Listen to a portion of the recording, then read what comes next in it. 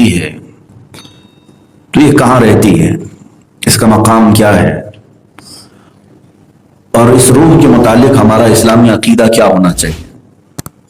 میں نے پچھلے کئی دنوں قبل غالباً روح کے متعلق کوئی بیان دیا تھا، اس پر کچھ سوال بھی مجھے آیا، اس کا تصفیہ بھی کروں۔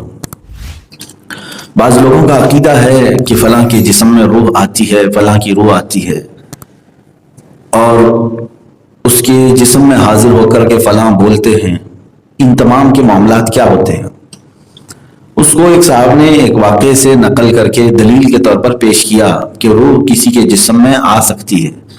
اس سلسلے میں آج آپ سے گفتگو کرتا ہوں، اور ہمارا تعلق جو ذکر کی مجلس کا ہے یہ زیادہ سے زیادہ روح سے ہی ہوتا ہے۔ ہم اپنی روح کی تربیت کے لیے ہی ان مجالس میں شرکت کرتے ہیں۔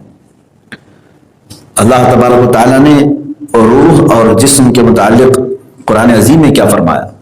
پہلی بات تو یہ ہے کہ روح کے متعلق رب تعالیٰ فرماتا ہے، رسول اگر آپ سے کوئی روح کے بارے میں سوال کرے تو آپ فرما دیں یسألونک عن الروح قل الروح من امر ربی، آپ فرما دیں کہ روح یہ اللہ کا حکم ہے، اللہ کا حکم ہے۔ اسی سے یہ بات ثابت ہوتی ہے کہ روح کو فنا نہیں ہے، یہ عقیدہ یاد رکھ لیں، روح کو فنا نہیں ہے۔ باقی دنیا میں جو کچھ بھی ہے سب فنا ہونا ہے، یعنی جسم ہمارا فانی ہے، فنا ہو جائے گا۔ دنیا میں جو کچھ بھی ہے، زمین، آسمان، چاند، سورج، یہ سب کو فنا ہے۔ روح جو کہ اللہ کا حکم ہے اور اللہ کی صفت یا اللہ کا حکم، کوئی فانی نہیں۔ جیسے قرآن پاک بھی، اس کو بھی فنا نہیں ہے، وہ ہمیشہ باقی رہنے والا ہے۔ قرآن کا مطلب آپ یہ نہ سمجھیں جو اوراق ہیں، جو چھپا ہوا ہے، یہ تو ورق بوسیدہ ہوتے ہیں، ہم انہیں دفن بھی کرتے ہیں، پانی میں بہاتے ہیں۔ قرآن کا مطلب یہ نہیں ہے، قرآن اللہ کا علم ہے جو اللہ کے علم میں موجود ہے۔ یہ سارے اوراق بھی ختم ہو جائیں تب بھی قرآن ختم نہیں ہوگا، اس لیے کہ وہ اللہ کی صفت ہے، وہ ہمیشہ باقی رہے گا۔ بعض لوگ یہ کہتے ہیں کہ روح بھی فانی ہے، فنا ہو جائے گی، یہ غلط عقیدہ ہے۔ اعلیٰ حضرت فاضل بریلوی رضی اللہ تعالیٰ عنہ نے فرمایا جو روح کو فنا مانتا ہے وہ بد مذہب ہے، بد عقیدہ ہے۔ اب بات یہاں سے شروع کی جاتی ہے کہ روح کے قبض ہونے کے بعد یہ کہاں جاتی ہے۔ دو فرشتے ہیں جن کے حوالے کی جاتی ہے، دونوں الگ الگ فرشتے ہیں۔ مومنین کی جب روح قبض کی جاتی ہے تو ایک فرشتے ہیں رمیائیل، جن کے حوالے کی جاتی ہیں ساری روحیں، اور کافروں کی جب روحیں قبض کی جاتی ہیں تو ایک فرشتہ ہے دوما نام سے، اس فرشتے کے حوالے ہوتی ہیں۔ اب یہ دو فرشتے ڈیوٹی پر مقرر ہیں ان روحوں کے لیے، خازن جیسے خزانے کی حفاظت کی جاتی ہے ویسے وہ روحوں کی حفاظت۔ اور فرشتہ کوئی بھی اللہ کا ایک بال برابر بھی اللہ کے حکم کے خلاف نہیں کرتا، وہ اپنے کاموں پر مکمل پہرے داری دیتے ہیں۔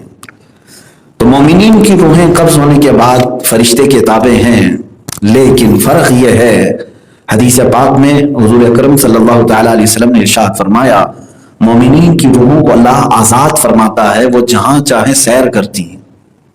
بعض مومنین کی روحیں سبز پرندوں کی شکل میں جنت کی سیر کر رہی ہوتی ہیں، جو آپ نے دیکھا نا کہ بہت سارے خواب آپ نے سنے کہ فلاں کو ہم نے جنت میں دیکھا، فلاں جنت میں ٹہل رہے تھے، یہ سب معاملات روحوں کے ہیں۔ اب تک تو جنت میں کوئی انٹر نہیں ہوگا، جب حساب کتاب ہوگا قیامت کے دن تب جنت میں جائے گا۔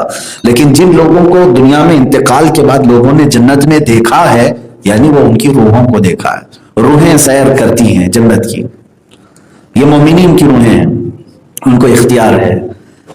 اور قرآن پاک میں دو آیتوں میں یہ الفاظ بھی آئے ہیں، کلا ان کتاب الابرار لفی علیین وما ادراک ما علیون، اور ایک میں ہے ان کتاب الفجار لفی سجین وما ادراک ما سجین۔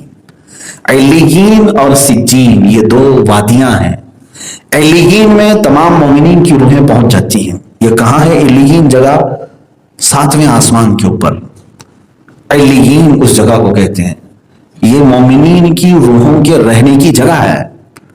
فرشتہ ہے رمیائیل جو ان کی حفاظت پر مامور ہے، لیکن وہ آزاد بھی ہیں، وہ روحیں علیین میں پہنچائی تو جاتی ہیں، آزاد ہے، جنت کی سیر کرنا چاہیں سیر کریں۔ اور ایک حدیث میں ملتا ہے کہ چاہے زمزم کے کنویں کے پاس ہزاروں مومنین کی روحیں ہوتی ہیں، وہ وہاں پر ہوتی ہیں، کچھ خانہ کعبہ کے پاس، کچھ رسول اقدس صلی اللہ تعالیٰ علیہ وسلم کے روضے کے پاس۔ یہ مومنین کی روحیں ہیں۔ اور کافروں کی جو روحیں ہیں وہ سجین میں ہوتی ہیں. سجین کہاں ہے؟ 7ویں زمین کے نیچے شیطانی لشکر کی جو جگہ ہے. شیطانی جو لشکر ہے وہ ہے شیطان کی ذریت، بہت بڑی ایک وادی ہے علیین، وہ شیطانی لشکر پورا وہاں پر موجود ہے. کافروں کی روحیں وہاں پہنچائی جاتی ہیں لیکن وہ قید ہوتی ہیں، انہیں آزاد نہیں رکھا جاتا. دوما نام سے جو فرشتہ ان کی حفاظت پر مامور ہے ان میں سے کوئی روح کو وہ آزادی نہیں دیتا. اب یہاں سے پتا چلا کہ جو یہ خیال ہے کافروں کی روحیں بھٹکتی ہیں، یہ غلط ہے. وہ تو مرنے کے بعد اور زیادہ قید میں جاتی ہیں، وہاں سے آنے کا سوال ہی نہیں ہوتا. کافروں کی روحیں قید میں ہیں، مومنین کی روحیں آزاد ہیں. آزاد ہے اس کا مطلب یہ بھی نہیں کہ جس پہ چاہے سوار ہو جاتی ہیں. تناسخ ارواح کا عقیدہ کفر ہے. کفر تناسخ ارواح کسے کہتے ہیں؟ جیسے فلاں کی روح فلاں کے جسم میں آ گئی، یہ عقیدہ رکھنا کفر ہے، اسلام سے نکل جائے گا بندہ. لیکن بہت سارے لوگ جہالت کی وجہ سے ان تمام معاملات کو سچ مان لیتے ہیں. اور کچھ علاقوں میں ایسا ہوتا بھی ہے، پریکٹیکلی طور پر لوگ کہتے ہیں کہ اب بتائیے ان کے جسم پر کون آیا ہوا ہے. مثال کے طور پر آپ کے محلے سے کسی کا انتقال ہوا، یہاں پر کسی کا انتقال ہوا. اب آپ کے گھر میں مثال کے طور پر آپ کسی کی دادی تھی، دادی کا انتقال ہوا. انتقال کے بعد کہاں ہے آپ؟ کہاں رہ رہے ہیں؟ پارک سائٹ وکرولی میں رہ رہے ہیں. اور پھر ممبئی سینٹرل میں جائیں، وہاں کسی ایک عورت کے جسم پر وہ یہاں کی دادی آئی ہوئی ہے. وہ کیسے پتا چلا؟ وہاں کے گھر والوں کے پاس ایک خاتون ہے جو بڑبڑا رہی ہے اور کہتی ہے میں پارک سائٹ میں رہتی تھی، فلاں مجھے فلاں نے مارا ہے، فلاں نے وہ کیا ہے، میری 4 بہنیں ہیں، میرے 2 بھائی ہیں. وہ سب پورے یہاں کے خاندان کی ڈیٹیل بتا بھی رہی ہے. تو وہاں کے لوگ پتا کرتے ہوئے یہاں آ گئے. پوچھا کہ یہاں کوئی ایسی خاتون تھی؟ تو لوگوں نے کہا ہاں تھی. کہاں ہے؟ کہا انتقال ہوا. ارے انتقال ہوا؟ وہ تو ہمارے گھر میں ہماری فلاں خالہ کے جسم پر آتی ہے اور تمہارے گھر کے سارے قصے بیان کرتی. اب ان لوگوں کو یقین ہو گیا کہ دادی جو ہے فلاں خالہ کے اوپر آتی ہے. کیسے یقین ہوا؟ آپ بھی اس جگہ پر کھڑے رہیں گے تو یقین نہیں کریں گے کہ وہ ممبئی میں رہنے والی ایک عورت وکرولی کی کسی گھر کے بارے میں کیسے جان رہی ہے. اس کے 4 بہنیں ہیں، 2 بھائی ہیں، گھر کے معاملات وہ وہاں رہنے والی خاتون کیسے جان رہی ہے؟ ضرور ان کی دادی ہمارے گھر کے خالہ کے جسم پر آئی ہے، وہی بتا رہی ہے. میرے عزیزو، نہ خالہ کے جسم پر دادی آتی ہے، نہ دادی کے جسم پر خالہ آتی ہے. یہ کوئی تعلق نہیں. ابلیس شیطان مردود کسی کے جسم پر سوار ہوتا ہے اور وہ ادھر کے حالات لے جا کر اس کی زبان پر بولتا ہے تاکہ گھر والوں کو یہ لگے کہ فلاں کی روح آ گئی. اور روح کے آنے کا یقین رکھ لیتا ہے آدمی تو کافر ہو جاتا ہے. شیطان کا صرف یہی مقصد ہوتا ہے. شیطان چاہتا ہے کہ اس کا ایمان چلا جائے، یہ مان لے کہ اس پر آئی ہوئی روح ہے. یہ تو خیر میں نے دادی اور خالہ کی مثال دی تھی، دادی اور خالہ کی مثال دی تھی، خیر ہے.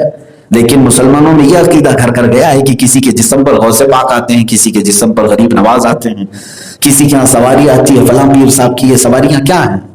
روحوں کا اس طرح کسی کے جسم پر سوار ہونے کا عقیدہ رکھنا کفر ہے میرے عزیزو.